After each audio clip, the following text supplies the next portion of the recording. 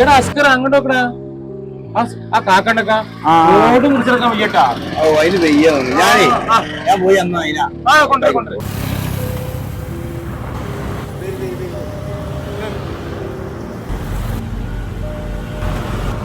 അല്ല മോനെ ഇതിപ്പോ ഏതാ സ്ഥലം? ഇത് പാൽച്ചറമ്മാടാണോ ഇല്ലിപ്പ? പാൽച്ചറമ്മാട്. ഇതിപ്പോ പുതിയതാണല്ലോ. ഇവിടുത്തെ ഒരു മൈ ഫ്രണ്ട്സ് ഗ്രൂപ്പ് ഉണ്ട്, ചെക്കന്മാര്. ഓലിൽ കുറച്ച് ആൾക്കാർ പ്രവാസികളായിട്ടുണ്ട്. ഓലെല്ലാരും കൂടി കൂടിക്കാണ്ടോ പിന്നെ ഇവിടുത്തെ നാട്ടുകാരെല്ലാം കൂടി ഉണ്ടാക്കിയതാണ്. അതല്ല ഞാനേ അവിടെ സുത്താർ റോഡ് ഉണ്ടല്ലോ, അവിടുക്കാണ്. നിങ്ങൾ ഇവിടെ എന്ത് ഇറങ്ങി? ഞാൻ ബസ്സുകാരോട് പറഞ്ഞത്.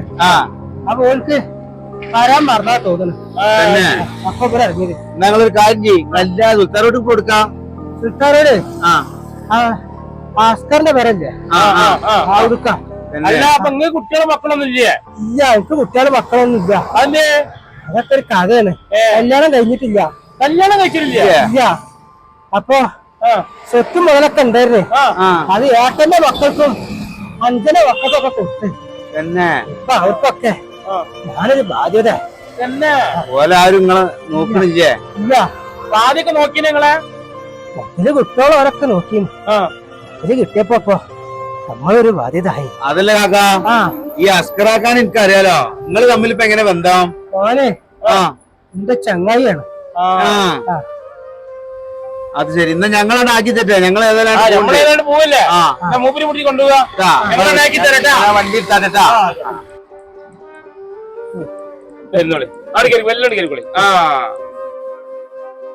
ഇതാണ് അസ്കർ കാക്കാന്റെ പേര് വല്ലിപ്പ.